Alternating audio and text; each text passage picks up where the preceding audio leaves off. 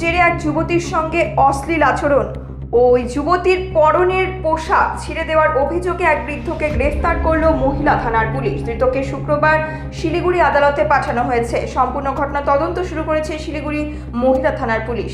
Police সূত্রে খবর, 63 বছর বয়সী ধৃত মোহাম্মদ তসলিম শিলিগুড়ির 7 নম্বর ওয়ার্ডের স্বামীনগর কলোনির বাসিন্দা। জানা গিয়েছে, চলতি মাসের 20 মে 7 নম্বর ওয়ার্ডের একটি টাইম কলে জল ভরা নিয়ে এলাকার শিশুদের মধ্যে তৈরি হওয়া বিবাদ পরবর্তীতে বড় আকার ধারণ করে। ঘটনায় মোহাম্মদ তসলিম নামের ওই বৃদ্ধ যুবতীর সঙ্গে অশ্লীল ব্যবহার করেন বলে অভিযোগ। যুবতীর পরনের পোশাক ছিঁড়ে ফেলেন তিনি বলে অভিযোগও ওঠে।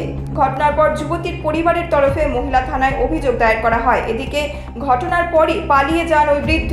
অবশেষে অভিযুক্তকে গ্রেফতার করল শিলিগুড়ি মহিলা থানার পুলিশ। ধৃতকে শুক্রবার শিলিগুড়ি আদালতে তোলা হয়েছে। শিলিগুড়ি থেকে দেবিকা দত্তের রিপোর্ট, নিউজ মেট্রো।